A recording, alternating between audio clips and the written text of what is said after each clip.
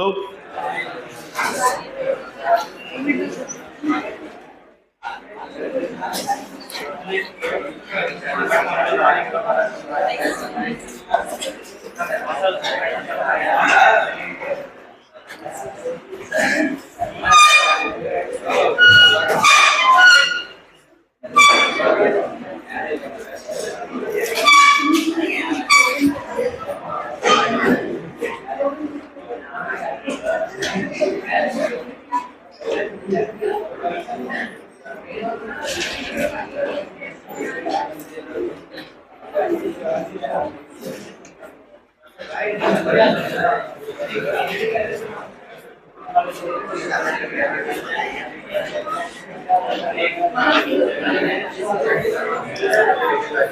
चलो भाई,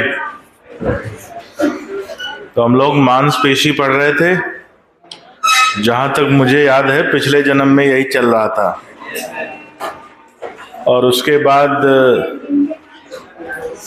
लंबे अवकाश पे अपन चले गए थे। ये लाइट बंद हो गई क्या उधर की? मुझको अंधेरा अंधेरा दिख रहा है कि अंधेरा है? हाँ, ठीक है। तो हम लोग मांसपेशी पढ़ रहे थे, और मांसपेशी में हम लोगों ने कंकाली पेशी की जो आंतरिक संरचना है उसको देखा था, और उसके बारे में लिखा भी था। पर्याप्त मात्रा में लेखन कार्य हो गया था, ठीक है। आगे अब उसके बढ़ना था, तो आप एक बार फिर से उस डायग्राम को देखेंगे तो उस डायग्राम में हम लोगों को दिखेगा कि एक कंकाली पेशी है जो टेंडन के माध्यम से, टेंडन की सहायता से अस्थि से जुड़ी होती है। और कंकाली पेशी का जो सबसे चौड़ा भाग होता है उसे मसल बेली कहते हैं। क्या बोलते हैं? मसल बेली। और पेशी के ऊपर एक संयोजी ऊतक की परत पाई जाती है जिसे हम फेशिया कहते हैं। अंदर जो है पेशी तंतुओं के खंड होते हैं जिन्हें हम फेसिकुलस कहते हैं या मसल बंडल कहते हैं। फेसिकुलस या मसल बंडल, यही बोलते हैं ना। और मसल बंडल में कई सारे मसल फाइबर, पेशी तंतु उपस्थित होते हैं। पेशी तंतु की जो झिल्ली है, जो आवरण है, वो बना है कोशिका झिल्ली का, और उसे सार्कोलेमा कहा जाता है। और सार्कोलेमा के अंदर जो कोशा द्रव्य है, यानी पेशी तंतु के अंदर का जो कोशा द्रव्य है उसे सार्कोप्लाज्म कहते हैं। और एक पेशी तंतु के अंदर और छोटे छोटे पतले तंतु पाए जाते हैं जिन्हें मायोफाइब्रिल्स कहते हैं। क्या कहते हैं? मायोफाइब्रिल। तो जब हम पेशी तंतु को या मायोफाइब्रिल को देखेंगे तो हमें वो रेखाएं दिखाई देंगी, जिसकी वजह से हम इन्हें रेखित पेशी कहते हैं। क्या कहते हैं? रेखित पेशी, जो कि हमने पिछली क्लास में पढ़ा था। रेखित पेशी, अरेखित पेशी। तो और उसको थोड़ा सा जूम करके देखेंगे। जूम करना जानते हो ना, ऐसे मोबाइल में करते होगे कैमरा। जब हम उसको और बड़ा करके देखेंगे माइक्रोस्कोप में, तो हमें वो जो रेखाएं हैं वो टूटी हुई रेखाएं दिखाई देंगी। कैसी रेखाएं दिखाएंगी? टूटी हुई। और टूटी हुई रेखाओं की वजह से बैंड बनता है। बैंड मतलब एक चौड़ा भाग बनता है, और उस बैंड को हम बोलते हैं डार्क बैंड। क्या बोलते हैं? डार्क। जहां रेखाएं होती हैं वहां टूटी हुई लाइन पाई जाती है, और उस क्षेत्र को हम क्या बोलते हैं? Dark band. और वहीं से आज की कहानी शुरू करेंगे। तो हमने बोला ये मायोफाइब्रिल है मान लो, या मसल फाइबर है, और मसल फाइबर के अंदर ये टूटी हुई रेखा है। और ये जो टूटी हुई रेखा है,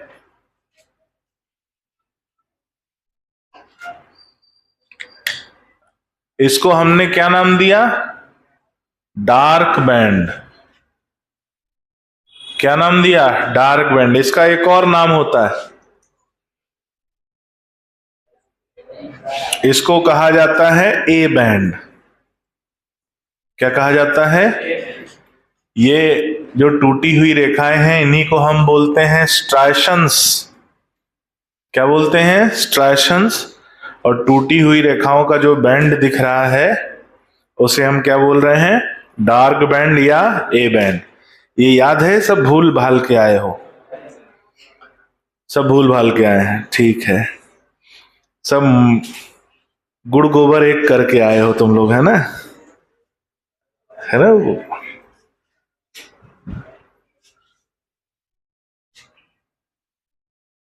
और दो डार्क बैंड के बीच का जो भाग है जहां कुछ नहीं है, ये खाली वाला भाग, इसको हम बोलते हैं लाइट बैंड। क्या बोलते हैं? लाइट बैंड या आई बैंड। लाइट बैंड या आई बैंड, यही कहा जाता है।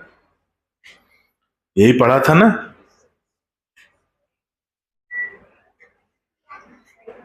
बस यही पढ़ा था हमने। बहुत लोग पिछली क्लास में गायब थे,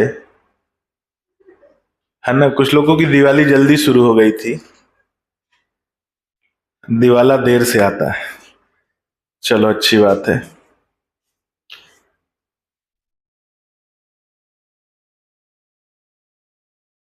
अब इसमें दो खास बातें यहीं से देखते हुए आगे बढ़ते हैं।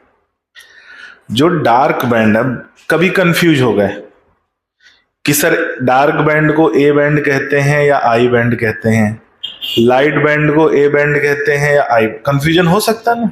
सीधी सी बात है। कंफ्यूजन ना हो इसके लिए एक सिंपल सा ट्रिक। डार्क का जो दूसरा अक्षर है वो क्या है? तो ये कौन सा बैंड हो गया? लाइट का जो दूसरा अक्षर है वो कौन सा है? आई। तो ये कौन सा हो गया? ये क्वेश्चन है और ट्रिक से बन गया। अब कभी कंफ्यूजन नहीं होगा। यहां कंफ्यूजन की भैंस की आंख हो गई, ठीक है। अब आगे बढ़ते हैं।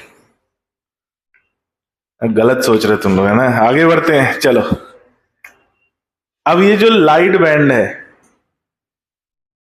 इसके बीचों बीच एक लाइन उपस्थित होती है, पतली सी, गाढ़े रंग की पतली सी लाइन। इसको बोलते हैं जेड लाइन। क्या बोलते हैं? Z line. आई बात समझ में?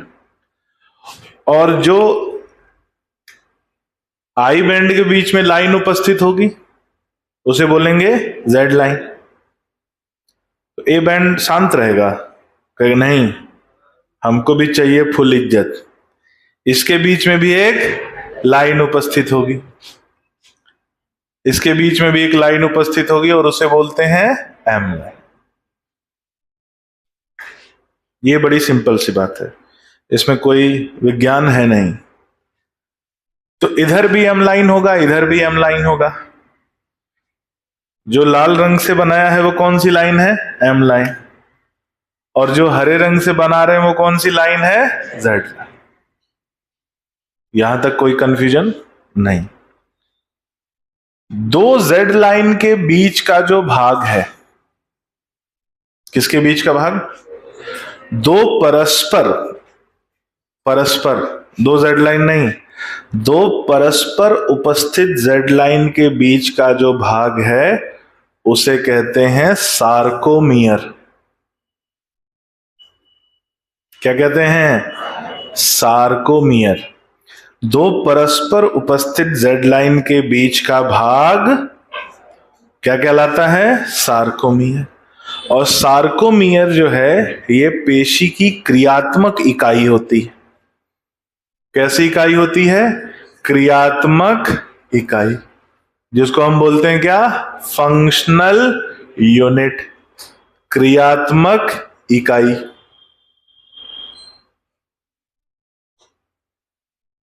छोटा सा डायग्राम बना लो फिर आगे बढ़ते हैं।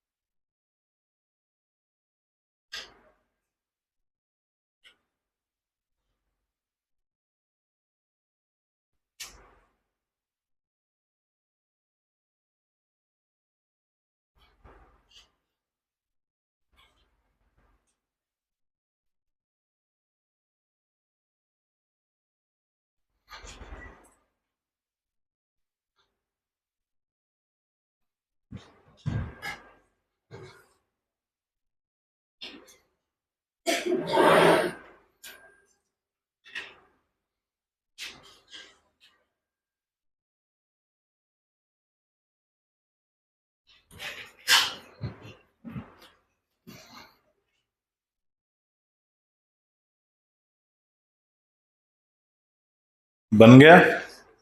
लिखो।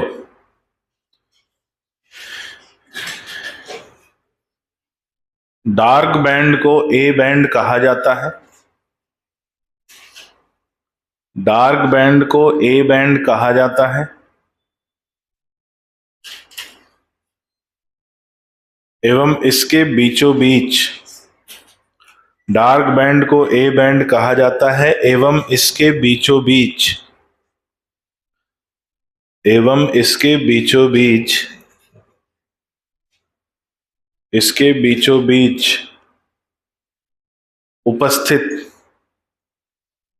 बीचों बीच उपस्थित एक पतली रेखा पाई जाती है। इसके बीचों बीच उपस्थित एक पतली रेखा पाई जाती है जिसे जेड लाइन कहते हैं। इसके बीचों बीच उपस्थित एक पतली रेखा पाई जाती है जिसे जेड लाइन कहते हैं। पतली रेखा पाई जाती है जिसे एम लाइन कहते हैं, जिसे एम लाइन कहते हैं। डार्क बैंड की बात कर रहे हैं ना, जिसे एम लाइन कहते हैं। अगला पॉइंट, लाइट बैंड को आई बैंड भी कहा जाता है। लाइट बैंड को आई बैंड भी कहा जाता है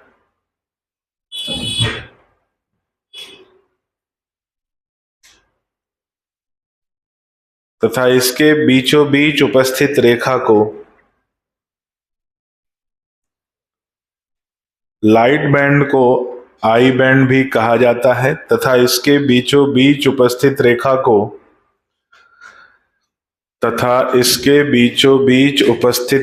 को जेड लाइन कहते हैं। इसके बीचों बीच उपस्थित रेखा को जेड लाइन कहते हैं। क्या कहते हैं? Z line. अगला पॉइंट स्टार लगा के लिखना। दो परस्पर उपस्थित जेड लाइन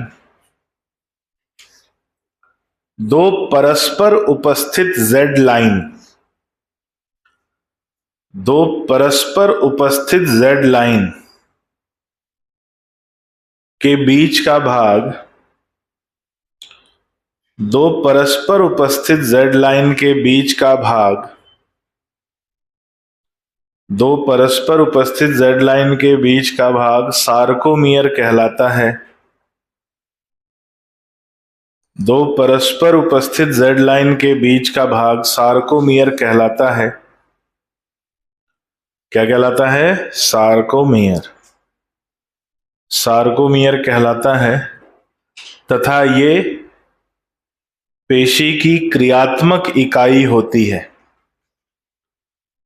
तथा ये पेशी की क्रियात्मक इकाई होती है। पेशी की क्रियात्मक इकाई होती है जिसमें संकुचन क्रिया पाई जाती है। क्रियात्मक इकाई होती है जिसमें संकुचन क्रिया पाई जाती है। संकुचन क्रिया पाई जाती है। अगला पॉइंट, सार्कोमियर की संरचना। सार्कोमियर की संरचना निम्न प्रकार से। सार्कोमियर की संरचना निम्न प्रकार से। संरचना निम्न प्रकार से है। देखो भाई, हमने मान लिया ये एक मांसपेशी का तंतु है जिसकी लंबाई ज्यादा होती है, चौड़ाई कम होती है, और इसमें बीच बीच में डार्क बैंड उपस्थित है, लाइट बैंड है, डार्क बैंड है, लाइट बैंड है।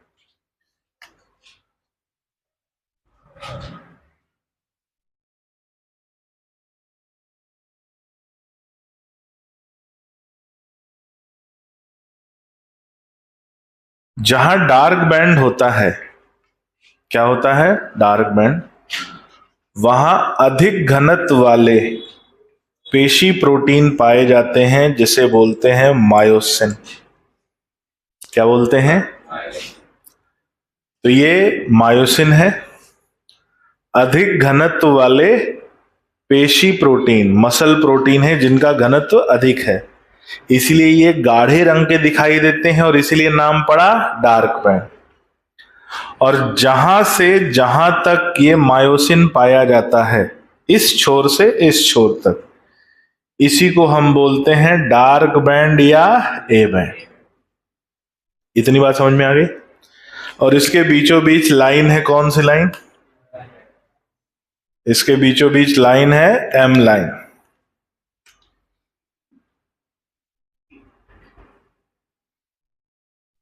ठीक है, यहां पे हम बना दे रहे हैं, ये हो गया एम लाइन। ठीक है, अब इसके इधर लाइट बैंड है, उधर भी लाइट बैंड है, और लाइट बैंड के बीचों बीच एक लाइन होती है जिसको हमने पढ़ा है अभी। कौन सी लाइन है?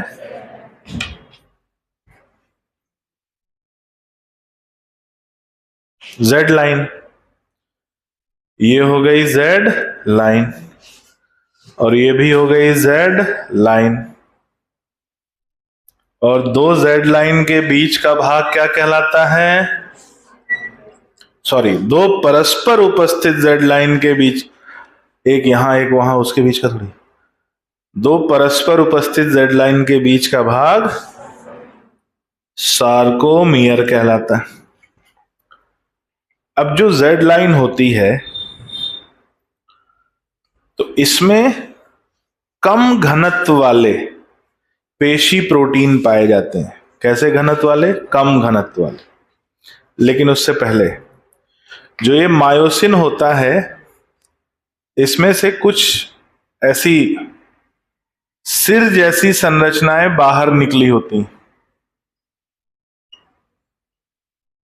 और वो जोड़े में होती हैं।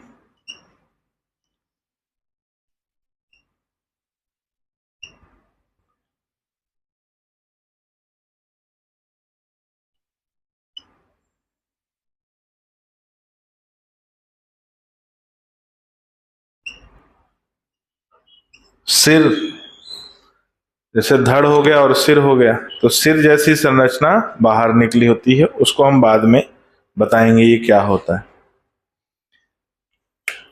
अब जो जेड लाइन है, यहां से कम घनत्व वाले प्रोटीन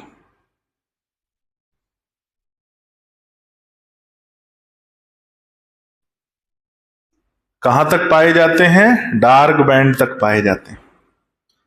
कम घनत्व वाले मसल प्रोटीन यानी कम घनत्व वाले पेशी प्रोटीन ऐसे होंगे।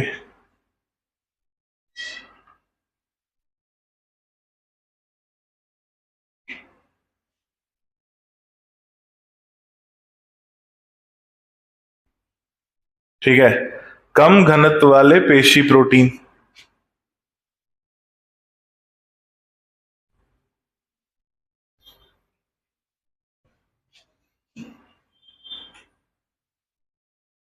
इधर भी होंगे क्योंकि इसके बगल में भी एक सार्कोमियर होगा, तो हम बोल देना अगर इधर भी सार्कोमियर होगा तो इधर भी क्या होगा, मायोसिन होगा। और मायोसिन में से सिर जैसी संरचनाएं बाहर निकली होंगी। ये जो पतले प्रोटीन दिख रहे हैं जिनका घनत्व कम है, इसको बोलते हैं एक्टिन। क्या बोलते हैं? तो दो तरह के प्रोटीन हो गए, एक हो गया अधिक घनत्व वाला मायोसिन और एक हो गया कम घनत्व वाला एक्टिन। मायोसिन कौन से भाग में पाया जाता है? एक्टिन जो है, अब देखो यहां पर, यहां ये ए बैंड होगा और इधर ये ए बैंड होगा, होगा कि नहीं? इधर भी हो सकता है भाई, इधर भी मायोसिन उपस्थित होगा ही उपस्थित। तो मायोसिन और मायोसिन के बीच का भाग हम क्या बोल रहे हैं? आई बैंड बोल रहे हैं। मायोसिन और मायोसिन के बीच का भाग क्या बोल रहे हैं? तो यहां से यहां तक क्या होगा? आई बैंड होगा। और उसके बीचों बीच कौन सी लाइन है? तो यहां से यहां तक ये आई बैंड का आधा भाग होगा, तो इसको हम क्या बोलेंगे? Half I band. और इसको भी हम क्या बोलेंगे? यहां तक हाफ आई बैंड। भाई ये पूरा था, बीचों बीच जेड लाइन थी, तो ये आधा हो गया ना। तो आधे को क्या बोलेंगे? आधा। ठीक है, फुल बोलेंगे कि हाफ? कैपेसिटी कम है तुम लोग के। चलो, गलत सोच रहे हो तुम लोग, है ना? ये हम ही सोचवा रहे हैं ना। हाँ, ये पूरा ए बैंड है, बीचों बीच जेड लाइन, और इधर क्या हो गया? आई बैंड, आधा आई बैंड। तो यहां से इस जेड लाइन से इस जेड लाइन तक एक सार्कोमियर है। एक सार्कोमियर के कितने भाग होंगे? एक ए बैंड और दो आधे आई बैंड। ये आधा आधा जोड़ मत देना, जोड़ना नहीं है। ये आधा आई बैंड अलग है और ये आधा आई बैंड अलग, दोनों अगल अगल हैं। क्या है? अगल।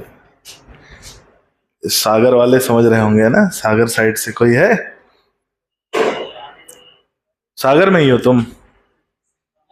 समझ रहे हैं ना? हाँ। उधर अगल बोलते हैं क्या? कहीं कहीं कुछ लोग बोलते हैं ना। तो दोनों अगल अगल है, ठीक है? आधा आई बैंड इधर और आधा आई बैंड। अब ध्यान से सुनना, अब असली बात शुरू हो रही। तो फिर से एक बार यहां तक समझते हैं। एक सार्कोमियर है जेड लाइन से जेड लाइन तक, बीच में जहां से जहां तक मायोसिन उपस्थित होता है उसको बोलते हैं ए बैंड। मायोसिन क्या है? अधिक घनत्व वाला पेशी प्रोटीन। एक्टिन क्या है? कम घनत्व वाला पेशी प्रोटीन। एक्टिन कहां जाता है, कहां पाया जाता है? लाइट बैंड में। और मायोसिन कहां पाया जाता है? डार्क बैंड में। डार्क बैंड को ए बैंड भी कहते हैं और लाइट बैंड को आई बैंड भी कहते हैं। एक सार्कोमियर में एक ए बैंड और दो आधे आई बैंड पाए जाते हैं। अब एक बात है, एक्टिन का कुछ भाग मायोसिन को ओवरलैप करता है। ये दिख रहा है ओवरलैप कर रहा है। ये वाला भाग ओवरलैप कर रहा है, ये वाला भाग भी ओवरलैप कर, तो एक्टिन का कुछ भाग मायोसिन को क्या करता है, ओवरलैप करता है। एक्टिन का कुछ भाग मायोसिन को ओवरलैप करता है, ये बहुत महत्वपूर्ण बात है। अब जो भाग ओवरलैप कर रहा है, देखो यहां पे इतना भाग ओवरलैप कर रहा है कि नहीं, इधर ये ओवरलैप कर रहा है। जो भाग ओवरलैप कर रहा है उसे बोलते हैं, क्या बोलते हैं, सी जोन। इसका नाम एनसीईआरटी में नहीं लिखा है, लेकिन बोलते हैं, क्या बोलते हैं, सी जोन। लेकिन आगे महत्वपूर्ण है, भले एनसीईआरटी में नहीं दिया है, लेकिन बहुत सी बात इस पर टिकी हुई है, तो इसलिए हमें जानना है। और दो सी जोन के बीच का जो खाली भाग दिख रहा है, यहां से यहां तक जहां ओवरलैपिंग नहीं है, उसको बोलते हैं एच जोन। क्या बोलते हैं, एच जोन। बस इतनी सी बात अपने को समझनी। ए बैंड में यानी डार्क बैंड में 3 भाग पाए जाते हैं। 2 भाग वो होते हैं जहां एक्टिन और मायोसिन ओवरलैप करता है, और जहां ओवरलैप करता है उसे बोलते हैं सी जोन, और जहां ओवरलैपिंग नहीं होती है उसे बोलते हैं एच जोन। आ गया समझ में? ये सार्कोमियर की संरचना। अब ये जो सार्कोमियर की संरचना में पेश संकुचन होता है, बहुत महत्वपूर्ण पॉइंट पे आ रहे हैं। संकुचन होता है। संकुचन कैसे होता है, एक्टिन मायोसिन के ऊपर फिसलता है। कौन किसके ऊपर, एक्टिन मायोसिन के ऊपर फिसलता है, जिससे क्या होता है, मांसपेशी में संकुचन होता है। अगले 5 मिनट के लिए सबका ध्यान बोर्ड पर। पेशी संकुचन में एक्टिन मायोसिन के ऊपर फिसलता है। Actin slides over myosin. बार बार ये बात दिमाग में बोलोगे ना, एक्टिन स्लाइड्स ओवर मायोसिन। फिर से बोलो, actin slides over myosin. Actin myosin के ऊपर फिसलता है। कौन किसके ऊपर, एक्टिन मायोसिन के ऊपर फिसलता है। तो ये मान लो एक्टिन है, जब पेशी संकुचन होगा तो एक्टिन किसके ऊपर फिसलेगा, और दोनों एक्टिन पास आएंगे कि दूर जाएंगे, दोनों एक्टिन पास। अब जरा सोच के बताओ, जब पेशी संकुचन होगा कौन किसके ऊपर फिसलेगा, एक्टिन मायोसिन के ऊपर फिसलेगा। दोनों एक्टिन एक दूसरे के पास आएंगे। बोर्ड पे ध्यान से देखकर बताओ, मेरी तरफ नहीं देखना, जो मैं बोलूंगा उसको सुनना है और बोर्ड पे देखकर आंसर देना है। जब एक्टिन मायोसिन के ऊपर फिसलेगा तो सी जोन की लंबाई बढ़ेगी या कम होगी, जब एक्टिन मायोसिन के ऊपर फिसलेगा तो सी जोन की लंबाई बढ़ेगी या कम होगी, एच जोन की लंबाई, एच जोन की लंबाई। मेरी तरफ नहीं देखना, इधर देख के बताना। मेरी तरफ जिसने दिखा आंख फोड़ दूंगा मैं, इधर देखना। सी जोन की लंबाई बढ़ेगी, एच जोन की लंबाई, फिर मेरी तरफ इधर देख के बता, अभी पूछूंगा तो फिर बनेगा नहीं। आधे आई बैंड की लंबाई, आधे आई बैंड की लंबाई, पूरे आई बैंड की लंबाई, दोनों कम होगी। आधा कम हो गया तो पूरा बढ़ेगा, कैसी बात कर रहे हो? कंफ्यूज करना तो मेरा काम है, कंफ्यूज करना मेरा काम है, कंफ्यूज ना होना तुम्हारा काम। आधे आई बैंड की लंबाई, पूरे आई बैंड की लंबाई, दो जेड लाइन के बीच की लंबाई,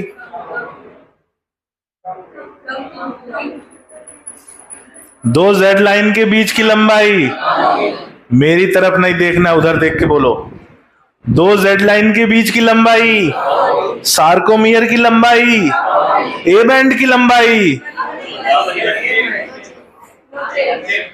ए बैंड की लंबाई, ए बैंड की लंबाई स्थिर रहेगी, कोई बदलाव नहीं है। अब मान लो एक्टिन एक्टिन एक दूसरे को ओवरलैप कर गया, ऐसा आते आते आते आते ओवरलैप कर गया, समझ में, इमेजिन कर रहे हो, इधर से आया, इधर से आया, ओवरलैप कर गया। तो अगर ओवरलैप कर गया है एक्टिन, तो एच जोन गायब हो जाएगा, एच जोन गायब हो जाएगा, सी जोन बढ़ जाएगा, और सी जोन बराबर ए बैंड हो जाएगा। जो सी जोन की लंबाई होगी वही लंबाई हो जाएगी। तो अब ये महत्वपूर्ण प्रश्न है कि नहीं, कि पूरी ओवरलैप कंडीशन में सी जोन बराबर ए बैंड। अब सी जोन का जिक्र एनसीईआरटी में नहीं है, लेकिन फुल्ली ओवरलैप कंडीशन एनसीईआरटी में फोटो दी हुई है। क्या दी हुई है? फोटो। तो पूरी ओवरलैप कंडीशन में एच जोन गायब हो जाएगा।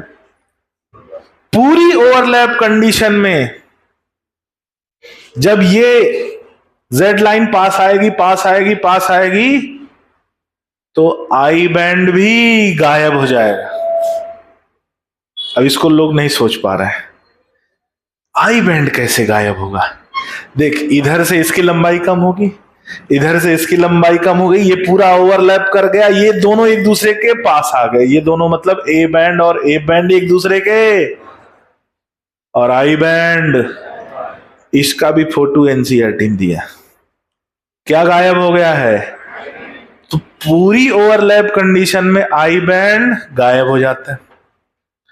दो एम लाइन के बीच की दूरी पता नहीं सर, दो एम लाइन के बीच की दूरी, बोले सर इतनी दूरी बढ़ रही है घट रही है पता नहीं क्या हो रहा है। दो एम लाइन के बीच की दूरी कम हो जाती, दो एम लाइन के बीच की दूरी कम हो जाती है। ए बैंड का घनत्व बढ़ जाता है, क्योंकि पहले से ही अधिक घनत्व वाला प्रोटीन था, अब कम घनत्व वाला भी आ गया, तो अब उसका घनत्व और ज्यादा। पेशी तंतु की चौड़ाई बढ़ जाती है। ऐसे देखो, ऐसे करते ना, ऐसे पेशी तंतु की चौड़ाई, मांसपेशी की चौड़ाई, तंतु बढ़ेगा तो पेशी भी तो चौड़ाई बढ़ेगी, और मांसपेशी की लंबाई और तंतु की लंबाई, सार्कोमियर की लंबाई। तो भाई तीन बातें हैं कि सर कौन कौन बढ़ेगा, कौन कौन स्थिर रहेगा, और कौन कौन कम हो जाएगा, यही बात है ना।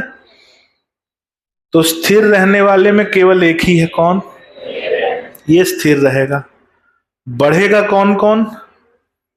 सी जोन बढ़ेगा, पेशी का घनत्व बढ़ेगा, ए बैंड का घनत्व बढ़ेगा, पेशी और तंतु की चौड़ाई बढ़ेगी, और बाकी सब सब मतलब इसमें सब, बाकी सब क्या होगा? एच जोन कम होगा, आई बैंड कम होगा, दो जेड लाइन के बीच की दूरी कम होगी, दो एम लाइन के बीच की दूरी कम होगी, सार्कोमियर की लंबाई कम होगी, पेशी तंतु की लंबाई कम होगी, पेशी की लंबाई, और इसी को बोलते हैं स्लाइडिंग फिलामेंट थियरी। क्या बोलते हैं? स्लाइडिंग फिलामेंट थियरी, जिसे दिया था किसने? हक्सले एंड हैंसन ने। किसने दिया था? कौन किसके ऊपर फिसलता है? याद रहेगा, बना डाल।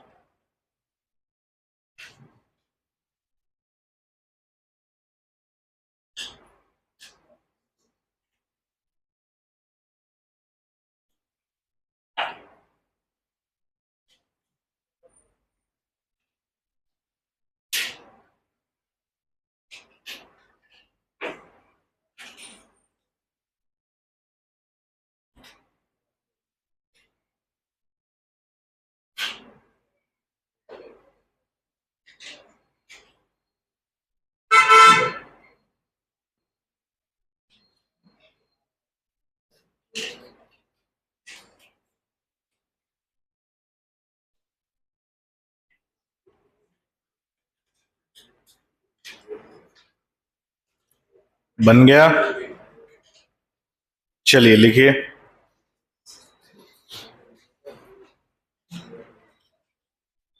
एक सार्कोमियर की संरचना में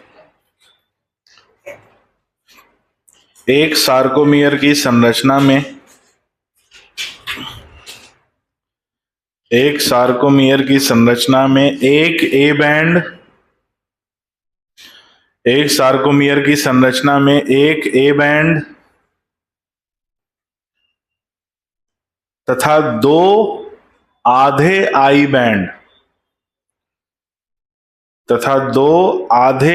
बैंड पाए जाते हैं तथा दो आधे आई बैंड पाए जाते हैं। ठीक है, अगला पॉइंट। ए बैंड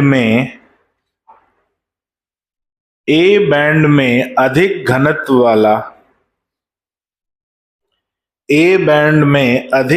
वाला पेशी प्रोटीन ए बैंड में अधिक घनत्व वाला पेशी प्रोटीन ए बैंड में अधिक घनत्व वाला पेशी प्रोटीन पाया जाता है। अधिक घनत्व वाला पेशी प्रोटीन पाया जाता है। अधिक घनत्व वाला पेशी प्रोटीन पाया जाता है जिसे मायोसिन कहते हैं। अधिक घनत्व वाला पेशी प्रोटीन पाया जाता है जिसे मायोसिन कहते हैं। अधिक घनत्व वाला पेशी प्रोटीन पाया जाता है जिसे मायोसिन कहते हैं। अगला पॉइंट। आई बैंड में कम घनत्व वाला पेशी प्रोटीन आई बैंड में कम घनत्व वाला पेशी प्रोटीन पाया जाता है जिसे एक्टिन कहते हैं। आई बैंड में कम घनत्व वाला पेशी प्रोटीन पाया जाता है जिसे एक्टिन कहते हैं। कम घनत्व वाला पेशी प्रोटीन पाया जाता है जिसे एक्टिन कहते हैं। क्या कहते हैं? एक्टिन। अगला पॉइंट।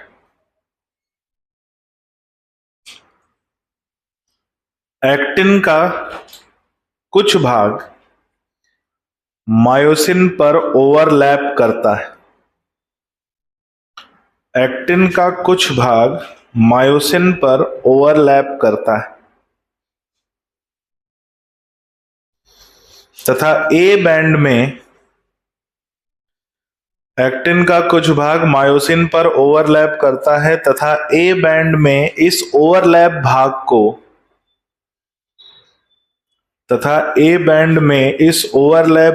को सी जोन ए बैंड में इस ओवरलैप भाग को सी जोन कहते हैं। ए बैंड में इस ओवरलैप भाग को सी जोन कहते हैं। क्या कहते हैं? सी जोन। ओवरलैप भाग को सी जोन कहते हैं। क्या कहा जाता है? सी जोन। ठीक है, लिखो। जो भाग ओवरलैप नहीं करता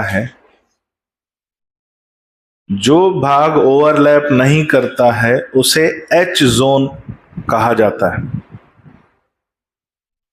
जो भाग ओवरलैप नहीं करता है उसे एच जोन कहा जाता है। एच जोन कहा जाता है, ब्रैकेट में ना, ए बैंड में पाया जाता है।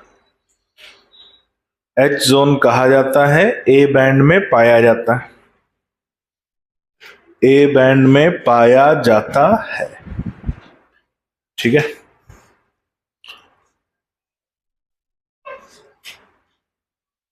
लिखो। एक ए बैंड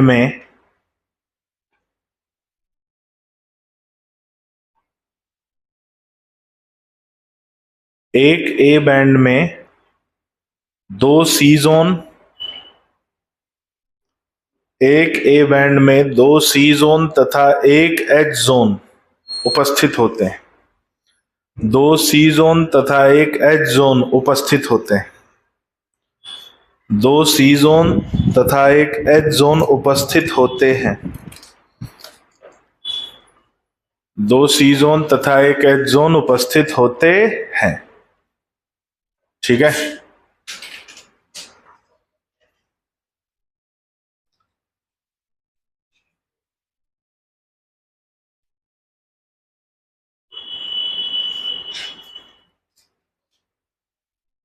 अच्छा, दोनों के घनत्व अलग अलग होंगे। दोनों के घनत्व क्या है? असमान है, इसीलिए इसे एनआइसोट्रॉपिक बैंड कहते हैं।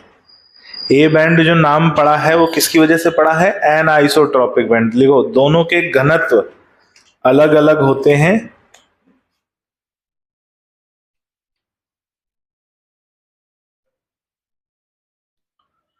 दोनों के घनत्व अलग अलग होते हैं,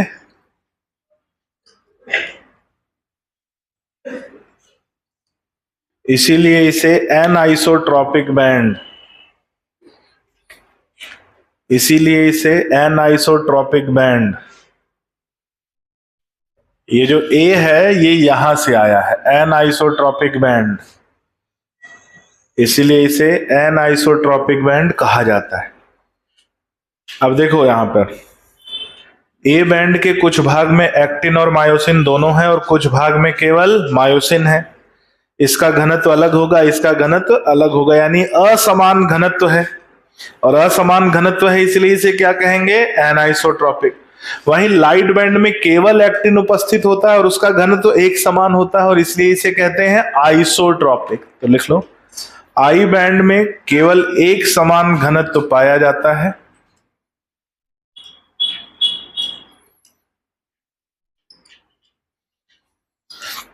आई बैंड में केवल एक समान घनत्व पाया जाता है,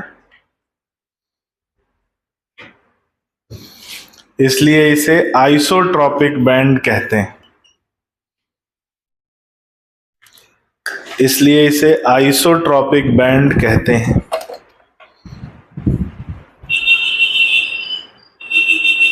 आई बैंड में केवल एक समान घनत्व पाया जाता है, इसलिए इसे आइसोट्रॉपिक बैंड कहते हैं। अगला पॉइंट,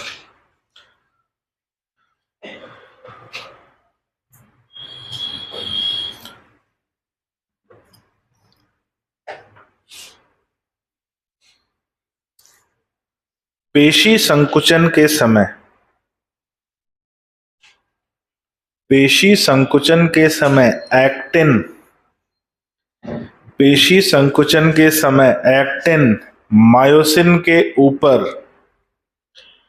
पेशी संकुचन के समय एक्टिन मायोसिन के ऊपर फिसलता है।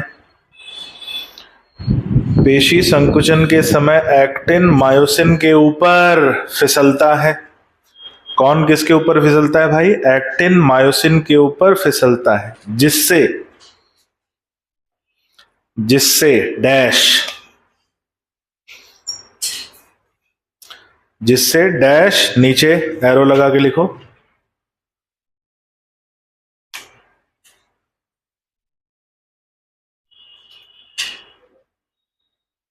दोनों एक्टिन या दोनों तरफ से एक्टिन प्रोटीन, दोनों तरफ से एक्टिन प्रोटीन एक दूसरे के पास आते हैं,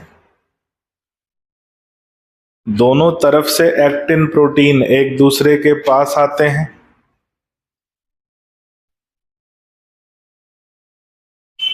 एक दूसरे के पास आते हैं। अगली लाइन में एरो लगा के लिखो, सी जोन की लंबाई बढ़ जाती है, सी जोन की लंबाई बढ़ जाती है। अगली लाइन में एरो लगा के लिखो, एच जोन की लंबाई कम हो जाती है,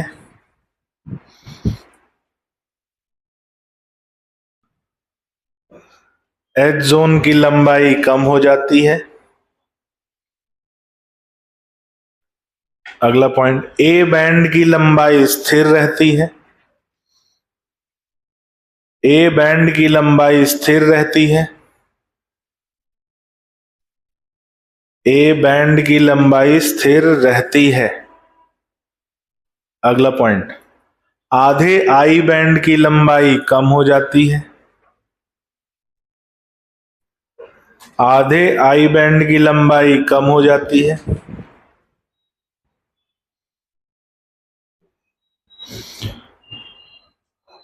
अगला पॉइंट, आई बैंड की लंबाई भी कम हो जाती।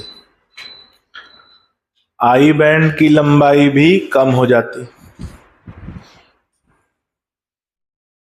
आई बैंड की लंबाई भी कम हो जाती है। अगला पॉइंट, सार्कोमियर की लंबाई कम हो जाती है।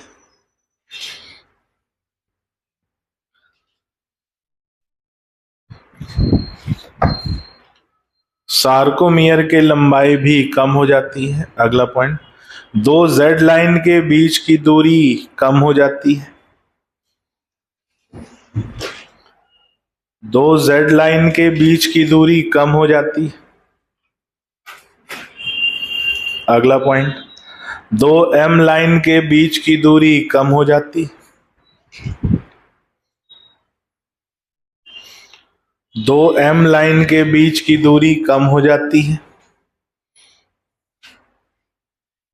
अगला पॉइंट, ए बैंड का घनत्व बढ़ जाता है।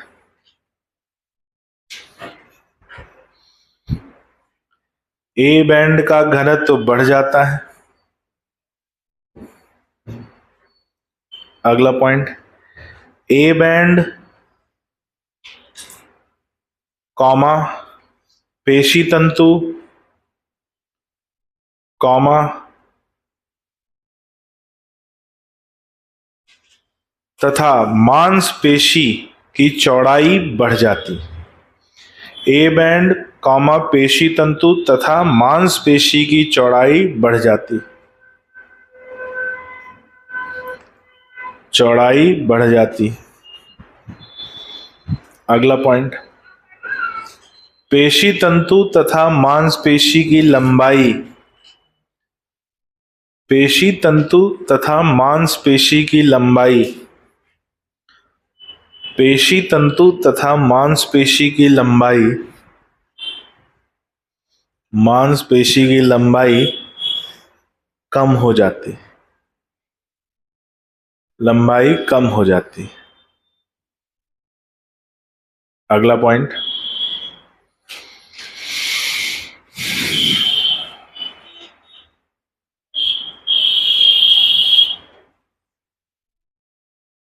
लिखो, पूर्ण संकुचित अवस्था में,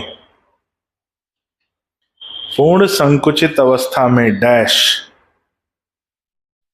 पूर्ण संकुचित अवस्था में डैश, नीचे लिखो, एक्टिन एक दूसरे को ओवरलैप कर लेता है। पूर्ण संकुचित अवस्था में डैश एक्टिन एक दूसरे को ओवरलैप कर लेता है। एक्टिन एक दूसरे को ओवरलैप कर लेता है। एक्टिन एक दूसरे को ओवरलैप कर लेता है। अगला पॉइंट,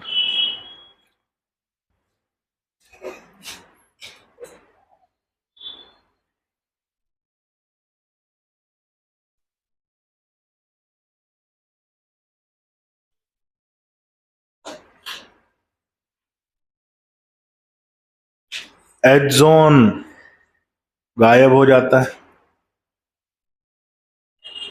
एच जोन गायब हो जाता है।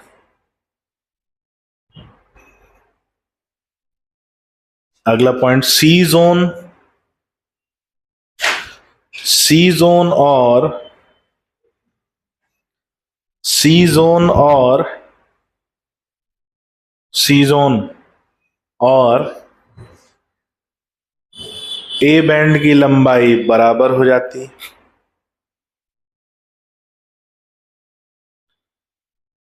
अगला पॉइंट, आई बैंड अदृश्य हो जाता है। आई बैंड अदृश्य हो जाता है। बस इतने से परिवर्तन आते हैं, आई बैंड अदृश्य हो जाता है। बस इतने ही परिवर्तन आते हैं किसमें? लिखो, इस संकुचन की क्रिया को, अगला पॉइंट स्टार लगा के, इस संकुचन की क्रिया को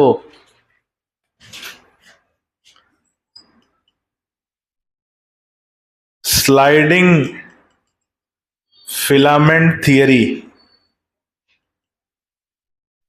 इस संकुचन की क्रिया को स्लाइडिंग फिलामेंट थियरी, इस संकुचन की क्रिया को स्लाइडिंग फिलामेंट थियरी कहते हैं।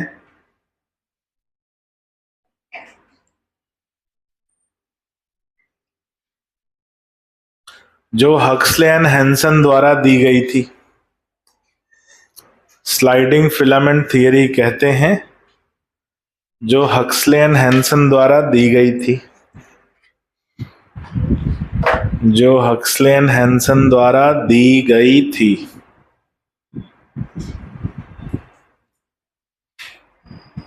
अगली हेडिंग डालो, संकुचन की क्रिया।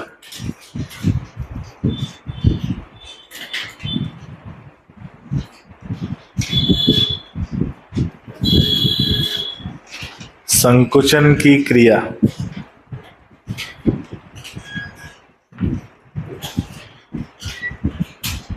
ठीक है, अगली हेडिंग क्या है? संकुचन की क्रिया। इसको मिटा दें।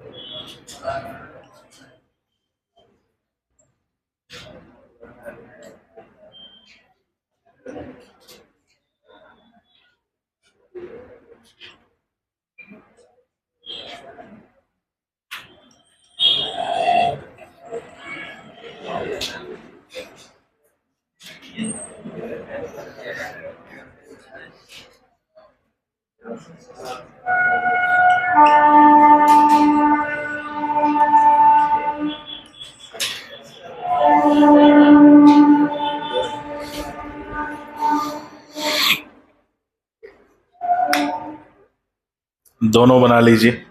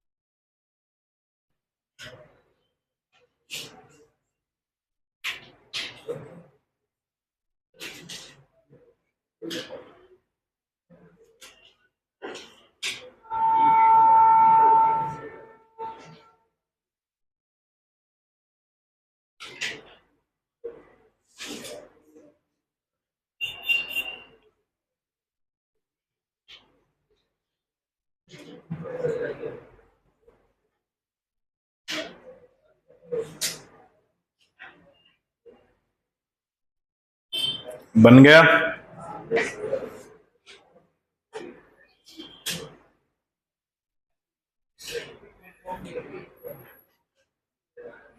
चलो देखो यहां पे ध्यान से, जो एक्टिन और मायोसिन है जिसमें पहले बात करेंगे, इन दोनों को एक साथ एक्टोमायोसिन कहा जाता है। क्या कहा जाता है? एक्टिन और मायोसिन ना बोल के क्या बोलते हैं? एक्टोमायोसिन। पहले बात करेंगे एक्टिन की। एक्टिन जो पेशी प्रोटीन होता है वो एक प्रोटीन नहीं है, तीन संरचनाओं से मिलकर बना हुआ प्रोटीन है, या बोला जाए तीन अलग अलग प्रोटीन से मिलकर बना हुआ प्रोटीन है। इसकी तीन इकाइयां पाई जाती हैं। पहली इकाई की बात करें जो श्रृंखला के रूप में होती है, और उस श्रृंखला वाले संरचना को कहते हैं एफ एक्टिन। एफ एक्टिन क्यों कहते हैं? एफ एक्टिन का मतलब फिलामेंटस एक्टिन। फिलामेंट मतलब श्रृंखला की संरचना वाला एक्टिन। इसमें इकाइयां पाई जाती हैं। इकाइयों को कहते हैं जी प्रोटीन। जी मतलब ग्लोबुलर प्रोटीन। तो ग्लोबुलर प्रोटीन की जो श्रृंखला होती है उसे बोलते हैं फिलामेंटस एक्टिन या एफ एक्टिन। और कितनी श्रृंखला एक साथ पाई जाती है? दो। तो ये जोड़े में उपस्थित होती है श्रृंखला। अब ये जो श्रृंखला है ये थोड़ी सी घूमी हुई रहती है। मैंने सीधा बनाया है, ये कैसी रहती? थोड़ी सी घूमी हुई रहती। अब जैसे मान लो अगर ये घूमी हुई रहेगी तो बीच में इसके जो है ना एक खांच बन जाती है। क्या बन जाती है? खांच। उसी खांच के ऊपर एक और प्रोटीन पाया जाता है जिसे बोलते हैं ट्रोपोमायोसिन। ये इस श्रृंखला को लपेटे हुए रहता है। कौन? ट्रोपोमायोसिन। और इसके ऊपर कहीं कहीं एक तीसरा प्रोटीन पाया जाता है जिसका नाम है ट्रोपोनिन। ट्रोपोनिन की भी तीन इकाइयां होती हैं। कितनी? तीन। तो जहां उपस्थित होता है उसकी तीन इकाइयां पाई जाती हैं। तो कुछ कुछ स्थानों पर पाया जाता है, हर जगह नहीं पाया जाता। अच्छा, ये जो ट्रोपोनिन क्या करता है, ये एक ऐसे स्थान को ढककर रखता है। ट्रोपोनिन वैसे तो दोनों ही ढक्कन का काम करते हैं। ये पूरे रास्ते को ढकने का काम करता है और ये उस रास्ते से जुड़ने वाले स्थान को ढकने का काम करता है। तो ट्रोपोनिन जिस स्थान को ढकता है उसी स्थान पे कौन जुड़ता है? मायोसिन जुड़ता है। कैसे जुड़ता है? मायोसिन के हमने बोला था सिर जैसी संरचनाएं बाहर निकली होती हैं। तो ये जुड़ेगा किससे? एक्टिन से। एक्टिन इसके ऊपर उपस्थित रहता है। तो एक्टिन से जुड़ेगा तो इनके बीच में एक सेतु बनता है, ब्रिज बनता है, जिसे क्रॉस ब्रिज या लिंक ब्रिज बोलते हैं। क्या बोलते हैं? Cross bridge. जब ये दोनों आपस में जुड़ेंगे, वो आगे जुड़ेंगे। अभी की ये संरचना है, तीन इकाइयों से मिलकर बना एक्टिन। मायोसिन की बात करेंगे तो मायोसिन में भी जो तंतु पाए जाते हैं उन तंतुओं को कहते हैं मीरोमायोसिन। यानी जो इकाई होती है उस इकाई को क्या कहते हैं? मीरोमायोसिन। और मीरोमायोसिन के जो तंतु है वो भी जोड़े में पाए जाते हैं। ये एक मीरोमायोसिन, ये दूसरा मीरोमायोसिन। और मीरोमायोसिन के तंतु के तीन भाग होते हैं। कितने भाग? तीन भाग। एक होता है सिर वाला भाग, एक होता है गर्दन वाला भाग। गर्दन वाले भाग को कहते हैं शॉर्ट आर्म या क्रॉस आर्म, दोनों नाम बोला जाता है। क्रॉस आर्म भी बोला जाता है, शॉर्ट आर्म भी बोला जाता है। ये गर्दन वाला भाग। और इन दोनों को मिलाकर बोला जाता है HMM। HMM मतलब हैवी मीरोमायोसिन। ये वो भाग है जो बाहर निकला हुआ है, मायोसिन से बाहर निकला हुआ है HMM। उसमें क्या क्या उपस्थित है? हेड और शॉर्ट आर्म। और पूंछ होती है जो इसके अंदर होती है, उसे बोलते हैं टेल या LMM। LMM मतलब लाइट मीरोमायोसिन। हेड वाला जो भाग है, हेड वाला जो भाग है, ये वाला भाग, इस पे दो सक्रिय भाग, सक्रिय मतलब एक्टिव साइट, एंजाइम में पढ़ा था एक्टिव साइट। दो एक्टिव साइट पाए जाते हैं जिसमें एक होता है एक्टिन बाइंडिंग साइट और एक होता है ATP बाइंडिंग साइट। तो एक्टिव साइट हमने कहां पढ़ा था? एंजाइम में। यहां ये क्यों है? क्योंकि इसका जो सिर है वो एक एंजाइम की तरह भी काम करता है जिसका नाम है मायोसिन एटीपेज। सिर वाला भाग एंजाइम की तरह भी काम करता है, उसका नाम है मायोसिन एटीपेज। इसीलिए उसमें क्या उपस्थित है? Active site. तो ये वो एक्टिव साइट है जिससे ये जुड़ेगा किससे? एक्टिन से। इसलिए इसका नाम पड़ा एक्टिन बाइंडिंग साइट। ये वो एक्टिव साइट है जहां कौन जुड़ेगा? ATP। इसलिए इसका नाम पड़ा एटीपी बाइंडिंग साइट। तो 2 सक्रिय भाग उपस्थित होते हैं इसके हेड में, याद रहेगा, लिखो।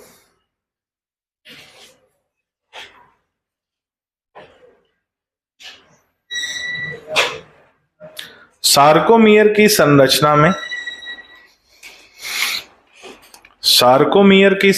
में एक्टोमायोसिन, सार्कोमियर की संरचना में एक्टोमायोसिन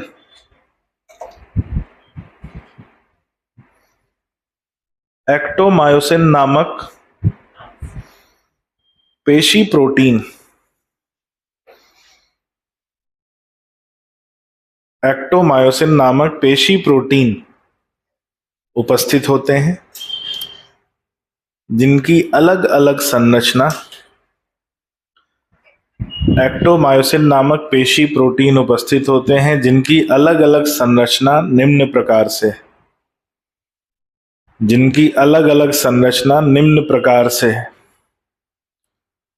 जिनकी अलग अलग संरचना निम्न प्रकार से है। पहले हेडिंग डालो एक्टिन, देखो एक्टिन की 3 इकाइयां पाई जाती हैं, एक्टिन की 3 इकाइयां पाई जाती हैं।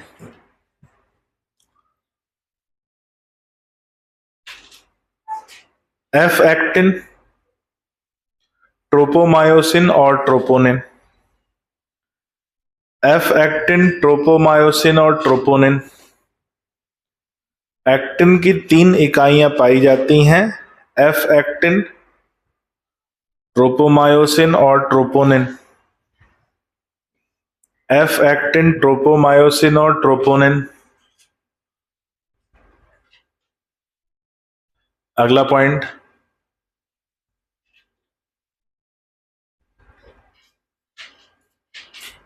एफ एक्टिन श्रृंखला के रूप में पाया जाता है,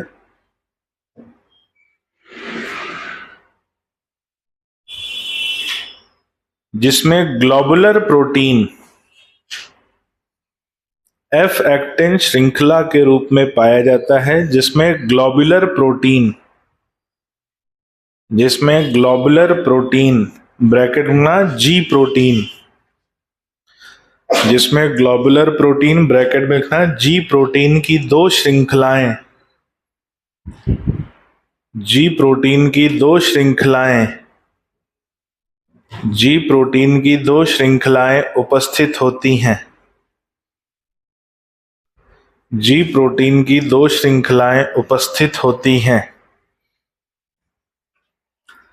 जी प्रोटीन की 2 श्रृंखलाएं उपस्थित होती हैं।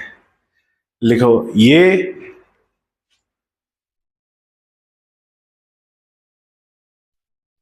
घुमावदार तरीके से पाई जाती हैं, ये घुमावदार तरीके से पाई जाती हैं तथा इनके ऊपर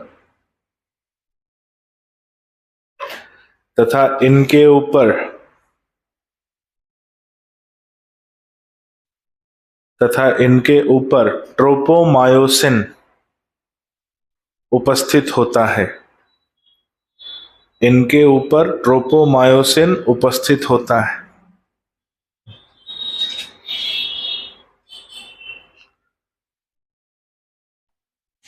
ठीक है, लिखो, ट्रोपोमायोसिन द्वारा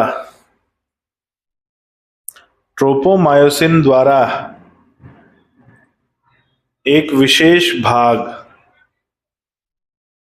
ट्रोपोमायोसिन द्वारा एक विशेष भाग ढका रहता है, एक विशेष भाग ढका रहता है। तो जहां पर ये उपस्थित होगा, ये जिस भाग को ये ढकेगा वो भाग महत्वपूर्ण है, उस भाग का एक नाम है, लेकिन वो मैं आपको आगे बताऊंगा। ठीक है, क्योंकि अभी वो ढका हुआ है तो अभी उसका महत्व नहीं है, लेकिन जब ये यहां नहीं होगा तो एक खाली जगह, मैं कुर्सी पर बैठा हूं तो मैं अगर कुर्सी से हटूंगा तो जगह खाली होगी, वैसा ही है कि ये अगर यहां से हटेगा तो एक जगह खाली होगी, उसका एक विशेष नाम है। अगला लिखो, ट्रोपोनिन 3 की इकाई में, ट्रोपोनिन 3 की इकाई में अलग अलग स्थानों पर,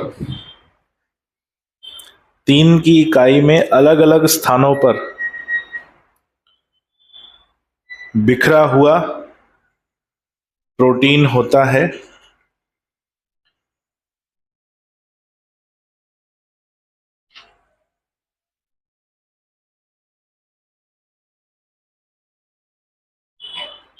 जो सक्रिय भाग से जुड़ा रहता है, जो सक्रिय भाग से जुड़ा रहता है, जो सक्रिय भाग से जुड़ा रहता है।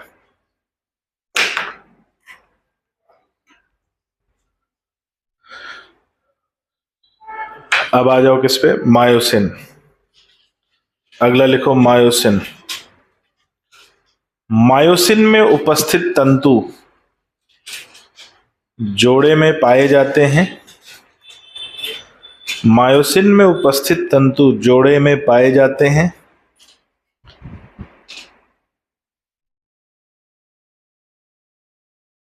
जिसकी प्रत्येक इकाई को मायोसिन में उपस्थित तंतु जोड़े में पाए जाते हैं जिसकी प्रत्येक इकाई को मीरोमायोसिन, जिसकी प्रत्येक इकाई को मीरोमायोसिन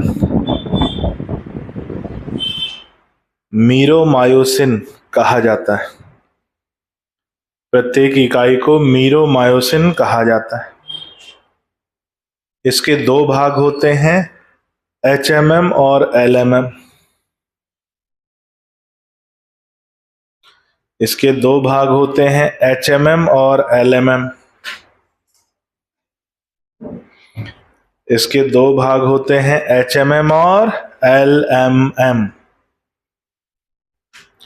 लिखो HMM जिसे हैवी मीरोमायोसिन कहते हैं,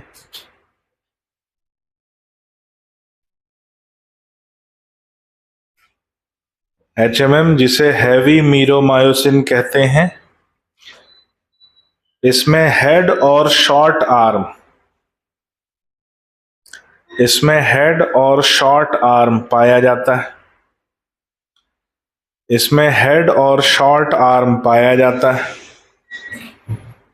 इसमें हेड और शॉर्ट आर्म पाया जाता है। इसमें हेड और शॉर्ट आर्म पाया जाता है।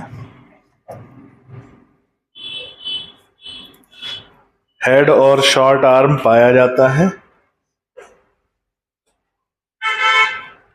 लिखो इसका सिर भाग, सिर मतलब हेड, इसका सिर भाग चौड़ा होता है जिसमें 2 सक्रिय भाग उपस्थित होते हैं, जिसमें 2 सक्रिय भाग या 2 एक्टिव साइट उपस्थित होते हैं, एक्टिन बाइंडिंग साइट और एटीपी बाइंडिंग साइट, जिसमें 2 एक्टिव साइट उपस्थित होते हैं, एक्टिन बाइंडिंग साइट और एटीपी बाइंडिंग साइट।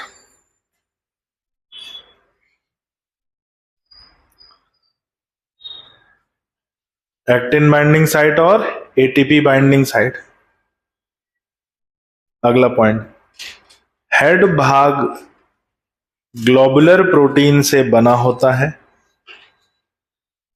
हेड भाग ग्लोबुलर प्रोटीन से बना होता है, ग्लोबुलर प्रोटीन से बना होता है। यही वाला प्रोटीन वहां भी है, जो जी प्रोटीन था वही किस में उपस्थित है, हेड भाग। हेड भाग ग्लोबुलर प्रोटीन से बना होता है जो मायोसिन एटीपेज एंजाइम, जो मायोसिन एटीपेज एंजाइम की तरह भी कार्य करता है, जो मायोसिन एटीपेज एंजाइम की तरह भी कार्य करता है,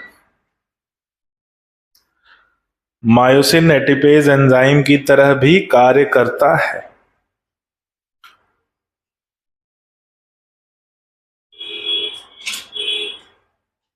मायोसिन एटीपेज एंजाइम की तरह भी कार्य करता है।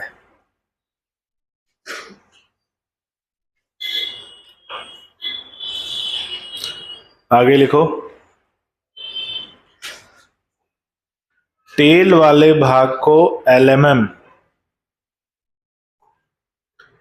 टेल वाले भाग को एलएमएम या लाइट मीरोमायोसिन, एलएमएम या लाइट मीरोमायोसिन कहते हैं। टेल वाले भाग को एलएमएम या लाइट मीरोमायोसिन कहते हैं। लाइट मीरोमायोसिन कहते हैं जो आपस में लिपटी हुई पाई जाती, जो आपस में लिपटी हुई पाई जाती है। बस आज के लिए इतना काफी। संकुचन की अभिक्रिया अगली क्लास में।